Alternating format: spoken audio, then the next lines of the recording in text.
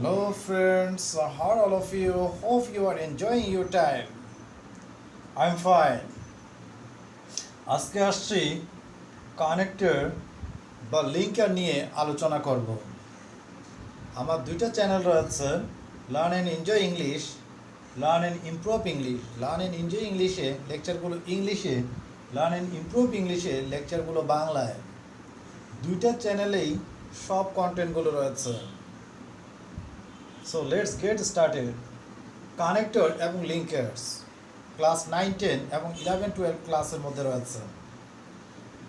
Linkers বা connectors স্টুডেন্টের ধরতে সমস্যা হয় যে কোন ওয়ার্ডগুলো লিঙ্কার্স বা কানেক্টরস, সেই সব বিষয়ে তারা যথেষ্ট কনফিউজড হয়ে থাকে।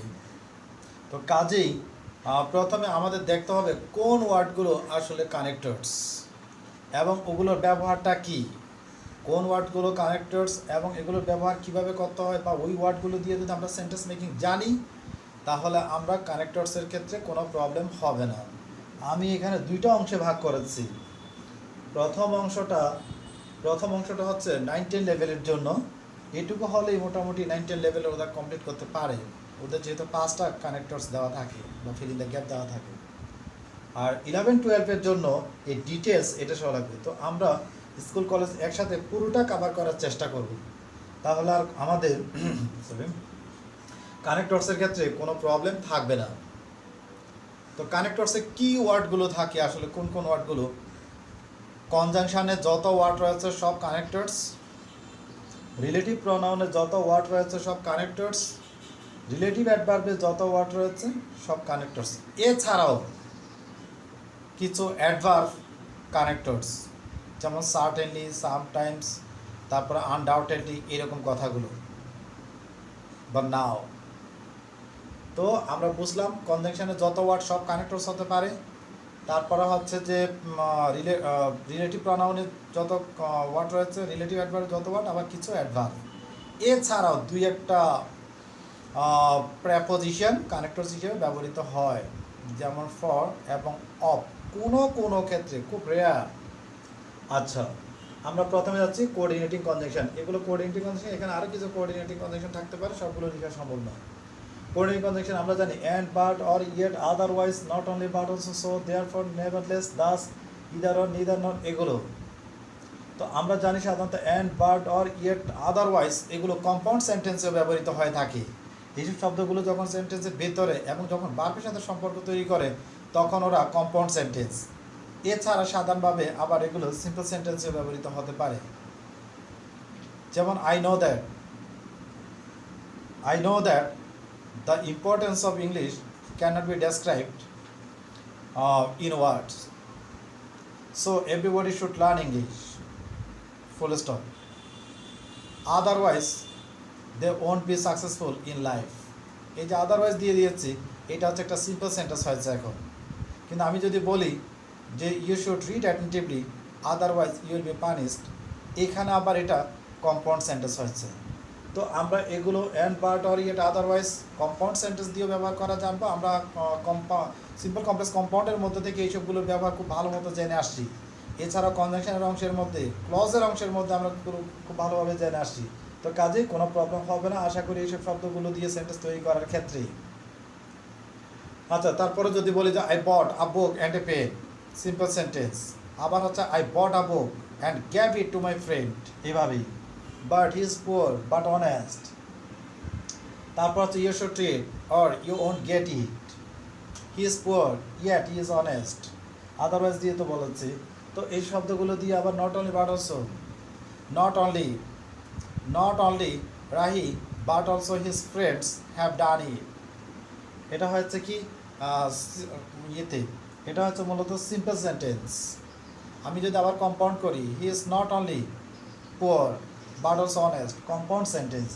সো দেয়ারফর এগুলো তো সাধারণভাবে আমরা জানি, we know that the work is difficult, so we are trying hard to solve the problem to do it. Therefore একই কথা, নেভারলেস, তথাপি বা তবু, we know that the work is difficult, nevertheless we are trying to do it. Thus এভাবে either he or his friends have done it, neither he nor his friends have done it, এভাবেই।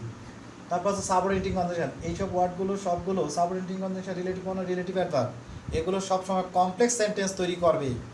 Complex সেন্টেন্সে principal clause এবং subordinate clause থাকে, এবং এইসব শব্দগুলো যে সেন্টেন্সে পাবো এক কথায় কমপ্লেক্স সেন্টেন্স, এবং এইসব শব্দগুলো দ্বারা যুক্ত যে অংশটুকু সেটা হচ্ছে সাবঅর্ডিনেট ক্লজ, এবং এটা বাদ দিয়ে যেটা থাকবে সেটা হচ্ছে প্রিন্সিপাল ক্লজ। আমরা এগুলো সিম্পল কমপ্লেক্স কম্পাউন্ডের মধ্যে করে আসছি।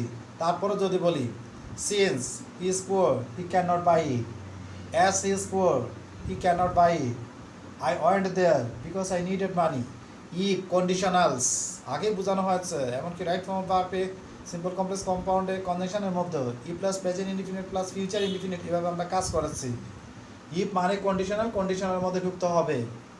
If you come I shall go, if you came I would go, if you had done the work I would have help you, এভাবে। ইফ যে কথা, in case, provided, providing that, provided, এগুলো একই কথা, এবং এইসব শব্দগুলো পাওয়া মানে কন্ডিশনালসে ঢুকতে হবে আমাদেরকে। আনলেসের ক্ষেত্রেও, আনলেস তো যদি না, আনলেস ইউ কাম, যদি তুমি না আসো, I shall not go, I shall not go, এইভাবেই আমরা এগুলো দিয়ে প্রত্যেকটা সেন্টেন্স তৈরি করব। আমরা জানি এগুলো, জাস্ট আমরা যখন কানেক্টরসে কাজ করতে যাব আমরা তখন পুরো পেজটা পড়ব, পরে তখন সেন্টেন্স টু সেন্টেন্স কাজ করা হচ্ছে। কোনো একটা সেন্টেন্সের মধ্যে যদি আমি দুইটা ক্লজ দেখি, প্রিন্সিপাল ক্লজ, সাবঅর্ডিনেট ক্লজ, তার মানে আমাকে বুঝতে হবে, বা দুইটা ক্লজ দেখলে আমি তখন চিন্তা করব আমি কি ওখানে কোঅর্ডিনেটিং কনজাংশন বসাবো, কম্পাউন্ডের শর্ত দিব নাকি কমপ্লেক্সের শর্ত দিব, কমপ্লেক্সের শর্ত দিলে পারফেক্ট হবে নাকি যে কম্পাউন্ডের শর্ত দিলে পারফেক্ট হবে, কম্পাউন্ডের শর্ত কি and, but, or, yet, otherwise, এগুলো, অথবা হচ্ছে সাবঅর্ডিনেটিং কনজাংশনের এইসব শব্দগুলো হলে আবার কমপ্লেক্স। তো আমি দিয়ে দেখবো যে এইসব শব্দগুলো দিলে কি আমার সেন্টেন্সটা কমপ্লিট হয়ে কমপ্লেক্স সেন্টেন্সে যাবে, নাকি কোঅর্ডিনেটিং কনজাংশন ওয়ার্ড দিলে কম্পাউন্ড সেন্টেন্সে যাবে। এবং এভাবে প্রথমে গ্রামার ঠিক করবো, তারপর দেখবো যে মিনিংটা ঠিক আছে কিনা। ওকে, এই দুইটা যদি কম্বিনেশন করতে থাকে তাহলে ওকে আর কোনো প্রবলেম হবে না। দো বা দো হি ইজ পুয়ার, ডিসিমিলারটাতে ব্যবহৃত হয়ে থাকে, দো হি is poor he is honest, এরকম। তারপর বিফোর আফটার, বিফোর আফটার কোথায় সাধারণত, বিফোর আফটার সাধারণত হচ্ছে past perfect continuous, past perfect continuous, future perfect, past perfect, past perfect continuous, future perfect continuous টেন্সের মধ্যে মূলত বিফোর আফটার ব্যবহৃত হয়ে থাকে। সো দ্যাট বা ইন অর্ডার দ্যাট, একই কথা, he works hard so that he can prosper in life, বা we study seriously so that we can get GPA 5, so that আর in order that কোনো পার্থক্য নেই। লেস্ট আমরা জানি এগুলো কাজ করে আসছি, কমপ্লিটিভ সেন্টেন্সেও কাজ করে আসছি, সিম্পল কমপ্লেক্সেও কাজ করে আসছি। যেমন হচ্ছে lest he studies, lest he should miss GPA 5, as if বা অ্যাজ দো, যেন, ওখানে কমপ্লিটিভ সেন্টেন্সে কাজ করেছি, আবার রাইট ফ্রম ভার্বের মধ্যে কাজ করেছি। সেখানে হচ্ছে যে as if as though, he speaks as if he were a leader, he spoke as if he had done the work। এইভাবে আমরা কথাগুলো দেখবো যে কথাটা কীরকম এবং কোন স্ট্রাকচারটা পড়বে। রিলেটিভ প্রনাউনে I know the people who come here, অথবা the people who work hard can prosper in life. What I know, what the right, which the pen which you gave me is fine. তারপর হচ্ছে I help them, whom you help, কথায় কথায় আমরা sentence তৈরি করব। তারপর হচ্ছে I help the women that comes everyday here. But হচ্ছে মূলত কনজাংশন, কিন্তু বাট নিয়ে আগেও কথা বলেছি আমি অনেকবার, কিন্তু তারপরও but he is poor but honest, এই বাট হচ্ছে কনজাংশন, কিন্তু there is no teacher but teachers well, এই বাট হচ্ছে আবার রিলেটিভ প্রনাউন। তারপর হচ্ছে relative adverb, I know the time when he came. তারপর হচ্ছে যে I know the place where he goes, I know the reason why he comes here, I know the way how he writes. এইভাবেই আমরা সেন্টেন্সগুলো তৈরি করব, এবং কানেক্টরসের ক্ষেত্রে এই শব্দগুলো বসানোর চিন্তা করে দেখবো যে এটা মিনিংটা কাভার হচ্ছে কিনা, এবং আমার এই শব্দ বসানোর পরে এটা কি সিম্পল কমপ্লেক্স কম্পাউন্ডের একটা নির্দিষ্ট শর্তের মধ্যে আসবে কিনা, এভাবে চিন্তা করব। যদি আমরা এইভাবে চিন্তা করি তাহলে আমাদের কোনো প্রবলেম হবে না। এবার একটু ডিটেলসের মধ্যে যাচ্ছি, আরও যেসব শব্দগুলো কানেক্টরস হিসেবে ব্যবহৃত হয়, যেমন টু এক্সপ্রেস সিকোয়েন্স, কোনো একটা ঘটনার ধারাবাহিকতা প্রকাশ করার জন্য সিকোয়েন্স ব্যবহৃত হয়ে থাকে। যেমন ফার্স্টলি, সেকেন্ডলি, থার্ডলি, ফোর্থলি, বা অ্যাট দ্য বিগিনিং। যেমন আমি বললাম যে I would like to make a garden, at first I chose a piece of land. তারপরে বললাম যে সেকেন্ডলি আই প্লাউ ইট, বা আই ডিগ দ্য সয়েল, এইভাবেই কথাগুলো। তারপর টু এক্সপ্রেস এক্সট্রা ইনফরমেশন, কোনো একটা ক্ষেত্রে অতিরিক্ত তথ্য দেওয়ার জন্য। যেমন বললাম যে I would like to learn English, so I write a few pages every day, I read English newspaper। এরপরে বললাম full stop. In addition to I watch English programs, এছাড়াও আমি ইংলিশ প্রোগ্রামগুলো দেখি, বা besides I watch English programs. 3 to express example, উদাহরণ প্রকাশ করার জন্য, যেমন we get different types of fruits in summer, for example, for instance, such as বা নেমলি বা like, jackfruit, mango, pineapple, এইভাবে এক্সট্রা ইনফরমেশন দেওয়ার জন্য, এক্সট্রা এক্সাম্পল দেওয়ার ক্ষেত্রে ফর এক্সাম্পল, ফর ইনস্টেন্স। আগে বলে রাখি, কানেক্টরসের কাজ করতে গেলে student to student answer vary করতে পারে। কেউ লিখতে পারে ফর এক্সাম্পল, কেউ লিখতে পারে ফর ইনস্টেন্স, কেউ লিখতে পারে সাসেস, কেউ বলতে পারে লাইক, বা কেউ লিখতে পারে নেমলি, কোনো প্রবলেম নেই। টু এক্সপ্রেস সিমিলারিটি, সিমিলারিটি মানে কি, যে as the door is open, যেহেতু দরজাটা খোলা, I can see outside. As the student is brilliant, he can do good result, এভাবেই। সিন্স এস আমরা কমপ্লেক্স সেন্টেন্সে কাজ করাচ্ছি, বা সিমিলারলি এভাবেই হতে পারে। 5 নাম্বার, টু এক্সপ্রেস ডিসিমিলারিটি, বৈসাদৃশ্য, যেমন everybody is writing Bengali, on the other hand instead of writing Bengali, Bangla লেখার পরিবর্তে আই এম রাইটিং ইংলিশ, এভাবেই। তারপর টু এক্সপ্রেস আনএক্সপেক্টেড ফ্যাক্ট, অপ্রত্যাশিত, হচ্ছে যে we know that the work is difficult, আমরা জানি যে কাজটা কঠিন, এনি হাউ বা এনি ওয়ে, যাই হোক, যে আমরা কাজটা করতে যাচ্ছি। তারপর হচ্ছে টু এক্সপ্রেস স্পেশালিটি, কোনো একটা কিছু স্পেশালিটি বোঝানোর জন্য আমরা স্পেশালি পার্টিকুলারলি এগুলো ব্যবহার করে থাকি। 8 নাম্বার, টু এক্সপ্রেস রেজাল্ট, কোনো একটা কিছুর ভালো রেজাল্ট হোক, খারাপ রেজাল্ট হোক, যেমন people are cutting down trees recklessly, consequently they are heading towards disaster, বা এসে রেজাল্ট, এসে রেজাল্ট একটু পজিটিভ ক্ষেত্রে ব্যবহার করে থাকি আমরা, কনসিকুয়েন্টলিটা নেগেটিভ ক্ষেত্রে ব্যবহার করি। 9 নাম্বার, সাম অ্যাডভার্ব, কিছু অ্যাডভার্ব, আনডাউটেডলি, অ্যাকচুয়ালি, সামটাইমস, এইসব শব্দগুলো আমরা এখানে কান্ট্রিজে ব্যবহার করতে পারি। 10 নাম্বার, টু এক্সপ্রেস কনক্লুশন, কোনো একটা ঘটনার, কোনো একটা পেজের শেষের অংশের মধ্যে আমরা in brief we can say that, এভাবে বলি, after all we can say that, above all we can say that, এভাবে, বা on the whole we can say that, এইভাবে আমরা আলোচনা করি। তো কানেক্টরসের ক্ষেত্রে আমরা পুরো পেজটা প্রথমে পড়ে নেব, তারপর হচ্ছে যে আমরা কানেক্টরসের ওয়ার্ডগুলো প্রথমে খুব ভালোভাবে মুখস্থ করে নেব, যে হ্যাঁ আমাদের এই ওয়ার্ডগুলোই, আমরা উল্টাপাল্টা কোনো ওয়ার্ড কানেক্টর হিসেবে ব্যবহার করবো না। এবং কানেক্টরসের ওয়ার্ডগুলো স্টুডেন্ট টু স্টুডেন্ট অনেক ক্ষেত্রে বেরি করতে পারে। তো অনেকে বলতে পারে তখন টিচাররা কী করে থাকে, এমনকি বোর্ড এক্সামের মধ্যে পর্যন্ত ওখানে অল্টারনেটিভ অ্যান্সার দেওয়া থাকে। এবং এছাড়াও টিচারদেরকে বলা হয়, আপনারা যদি মনে করেন যে অন্য ওয়ার্ডটাও এখানে অ্যাপ্রোপ্রিয়েট, সেক্ষেত্রে আপনারা এটা অ্যাকসেপ্ট করবে এবং ক্রেডিট দেবেন স্টুডেন্টকে, কাজে টেনশনের কোনো কারণ নেই।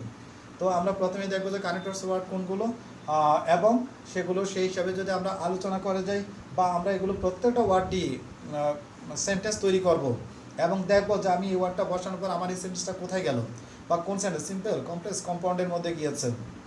এছাড়াও প্রচুর প্র্যাকটিস হবে, আমাদের কিছু গ্রামাটিক্যাল আইটেম আছে, প্রচুর প্র্যাকটিসের বিষয়, right from verb, suffix prefix, তারপর হচ্ছে connectors, fill in the gap with close, fill in the gap without close, এগুলো প্রচুর প্র্যাকটিসের দরকার। যত প্র্যাকটিস করবো আমরা, ততই ধারণা চলে আসবে। এই সব শব্দগুলো দিয়ে আমরা একটা একটা করে সেন্টেন্স তৈরি করে দেখবো যে আমরা পারি কি না।